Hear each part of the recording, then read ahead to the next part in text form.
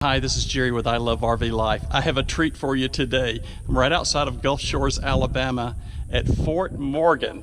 Oh, this is going to be really something.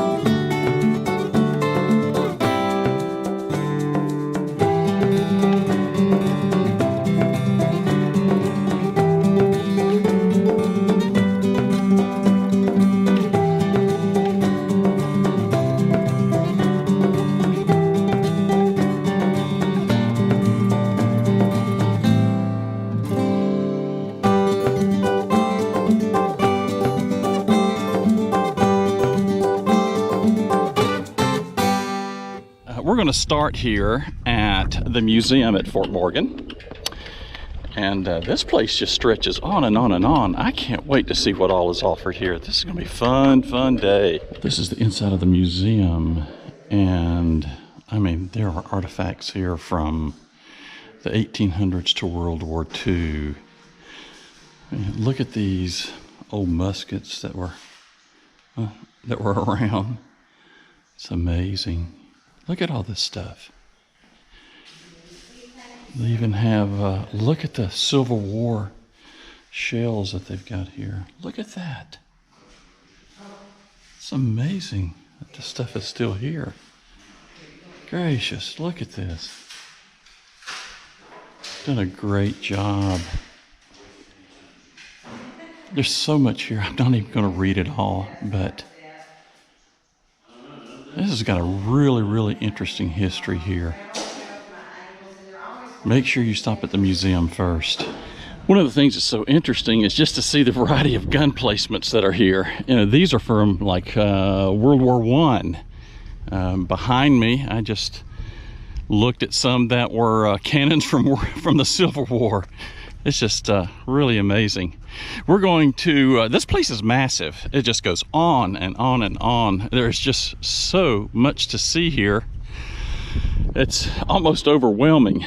We'll walk up here to the battery, and then we'll walk up top here. I'm gonna have trouble pronouncing this. Battery Schnick, maybe?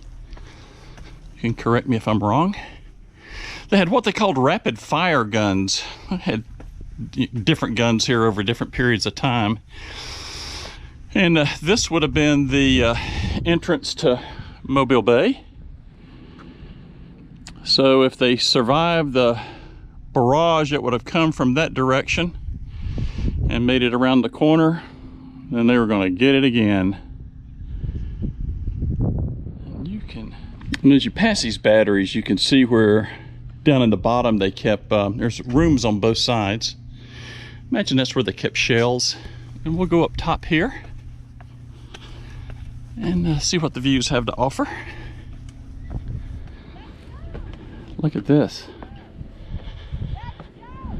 Oh wow, now you're really starting to see where the fortifications came into play. Look at this. Wow. And imagine we can go down into the bottom of some of these. We'll do that in a bit. Oh, you can see down into the fort here too. Oh, this is a great view.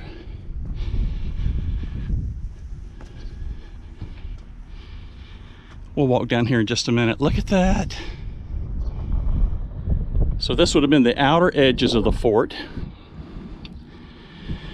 Gun placements would have been here. And that's the inner fortification. Look at the thickness. Can you make this out? Look at the thickness of these reinforced concrete walls. Wow. Where there's just pieces of history all about that you can read. Now this talks about the Civil War. Now there's something interesting I want you to see on this piece. You heard this before? Of course you have. This is where that battle occurred, right here in Mobile Bay. Look at that. How about that for a little piece of history? Now where we just came from is called Battery Thomas. You can see that there. Again, the rooms down below is where all the shells were kept. We'll just walk in one. They're all going to be pretty much the same. Just this big, massive thing of concrete. You know, look at the size of these walls. You know, not very high, all reinforced. And this is where, you know, where all the shells and powder and such were kept, both sides. Here's another. You can see that.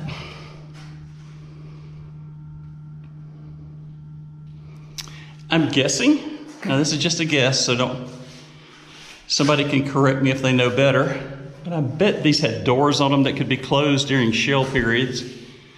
Maybe this was either for ventilation or maybe even passing out the armament during that period. I don't know. Some of you war history buffs probably know better. One more little tidbit of history that I'm finding out here about Battery Thomas from 1898 to 1917. These had two 4.7 inch, what they referred to as rapid fire guns that fired a 45-pound projectile. And these could shoot something 6 miles away. Wow. All right, let's continue on down here and see what else we can find. Well, I'm going to get off the steps and take the paths that the soldiers took. I imagine these brick ramps made it easier to bring up the powder and the shells from down here in the bottom. Now we're inside the fort, the main part of the fort now. You can see the big high walls. Most of these things are made out of brick. We'll walk in some of these rooms as time goes on.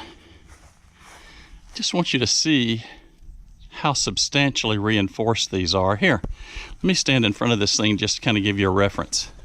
Here, I'll just kind of stand in front of this, just the reinforcement here, so you can get an idea. Maybe 3.5 feet, maybe, solid concrete. And I don't know the age of all these walls, but you can look, there's old brick. It's just, you can see how this thing has been added to time and time again. Look at all the dragonflies. There's hundreds. They're everywhere. There is nothing small or halfway done here. Simple things like steps.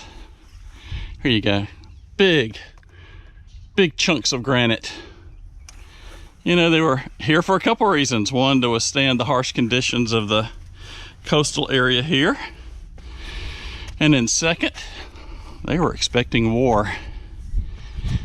And war it saw. All right, we're headed over toward the coast now. I'll do a nice little quick pan here of the fort.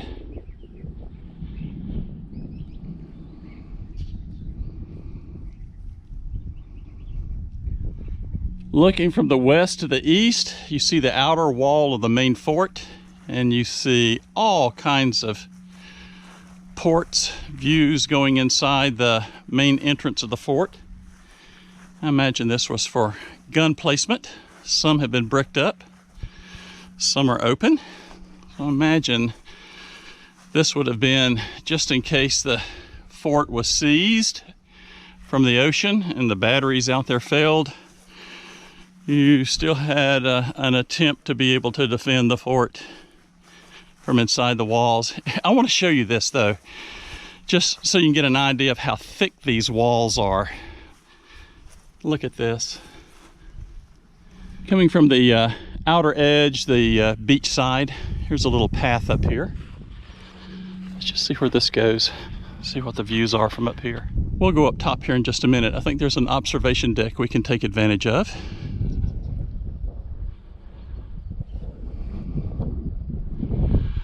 So if someone landed and they had to defend, they would have had to come here and face something I can't even imagine from the defenders who were here. Then you had to jump down this wall, which is probably about, I don't know, 12 feet, 15 feet, something like that. And then if you still survived, you had to face whatever was coming out of those portholes. Wow. Well, we're going to do something a little different here. I think others have done this as well. We're going to go inside the main entrance of the fort from in this way. Ah, now it's starting to make sense. You can see the tracks here? That would have been for the wheels on the back of the cannons to be able to turn outside these windows for defense. So this one would have shot in that direction, created a crossfire, so nothing straight on could get them. Another crossfire. Amazing, amazing military engineering. And of course you had to have a fireplace maybe? I don't know what that was. But you can continue to see where oh, look at this. You can see where all the cannons would have been to protect this place. Look at this. Just room after room after room.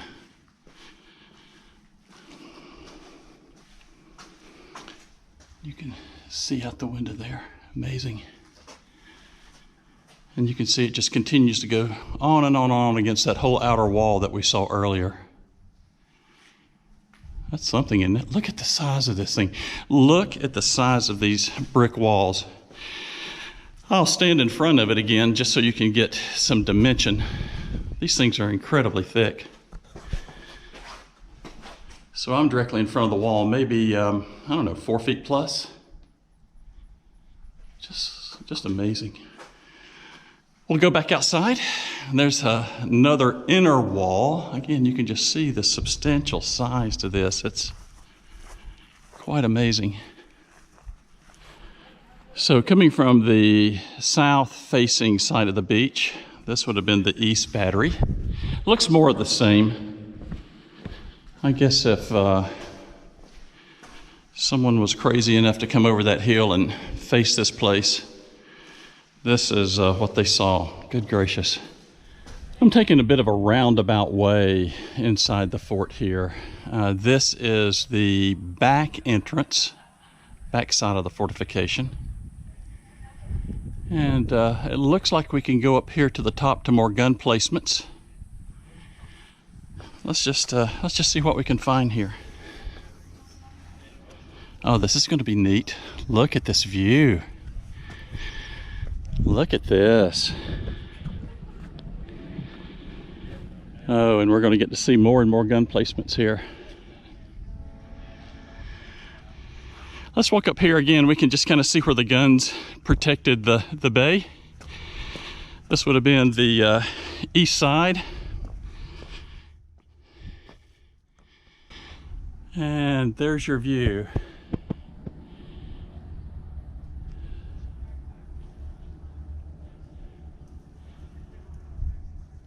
And these guns were capable of firing miles away.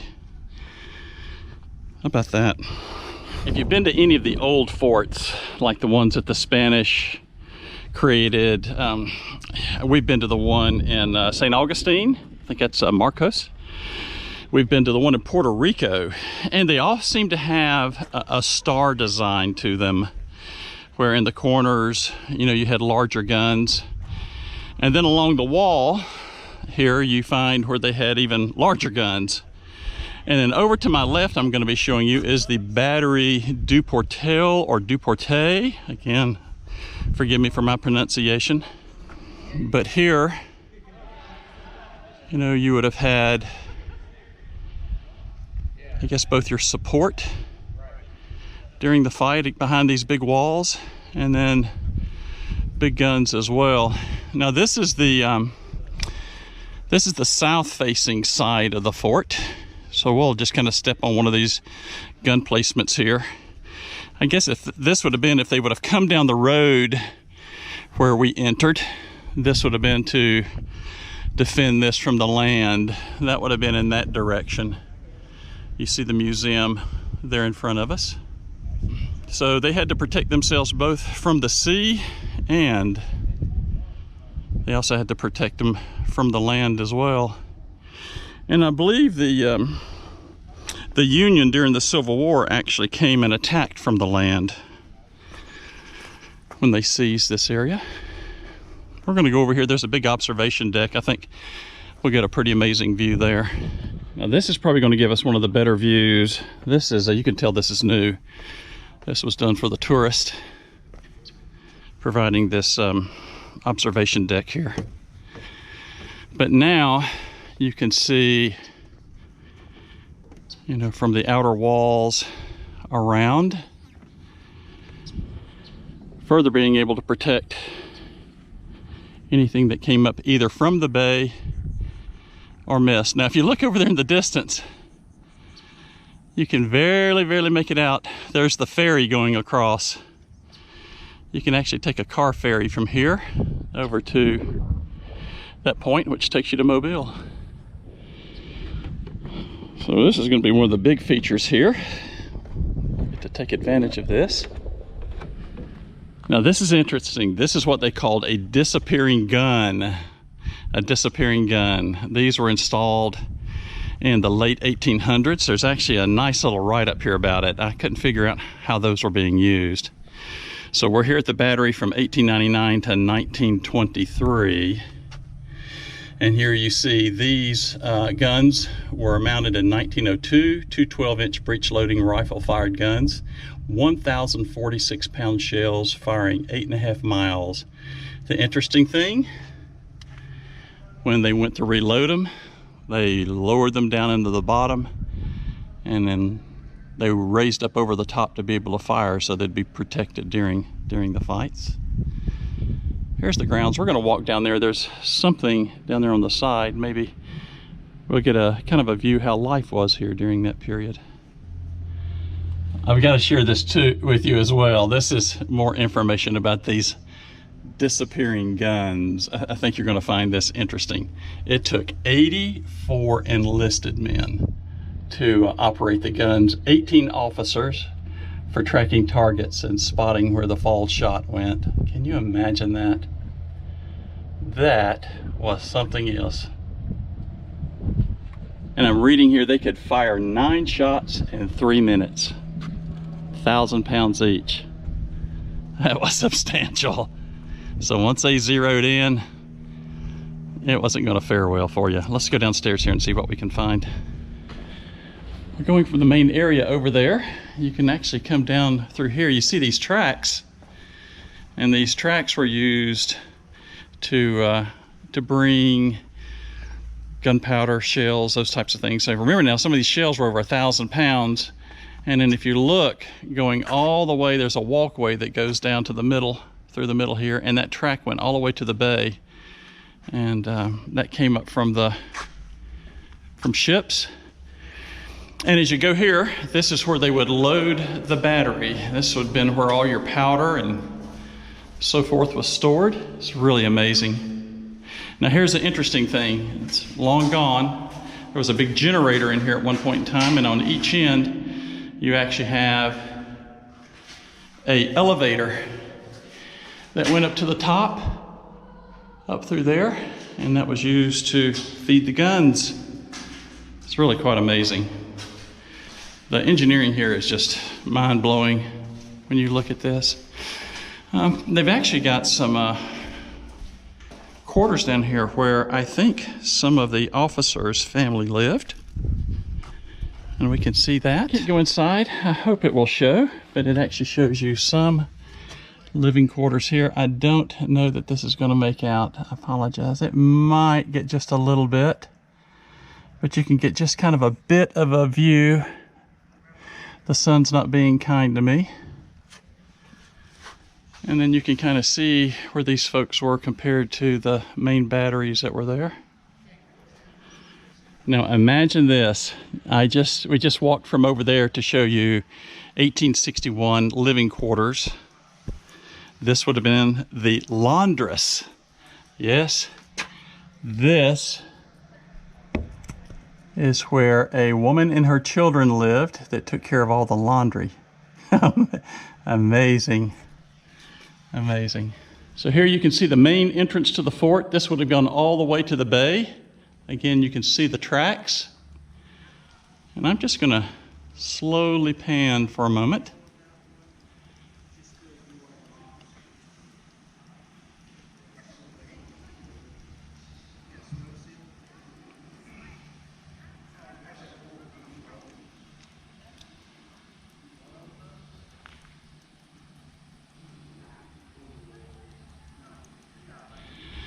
So as you come in from the bay area, the main entrance, this would have been the entrance to the fort here.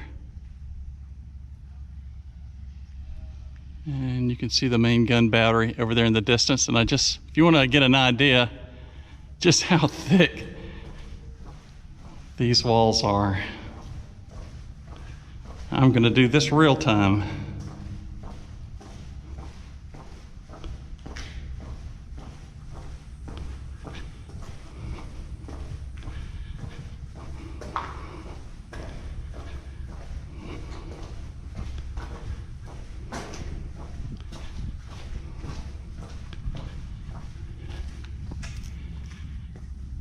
Needless to say, that is substantial. Well, I hope you have enjoyed this tour. This place is absolutely spectacular. From the Spanish-American War all the way through World War II, this was a substantial fortress protecting the Gulf Coast area. Absolutely, absolutely amazing. I hope you get a chance to come here. Come to Gulf Shores, hang a right down Fort Morgan Road. It's about 26 miles out. You want to get here. It's a long drive. Beautiful scenery on the way, but then you get to the fort, and the history here is just absolutely spectacular. And the foundation who is keeping this operational is just doing an absolutely amazing job. I hope you get a chance to come here. You know, doing this stuff, I really love RV life.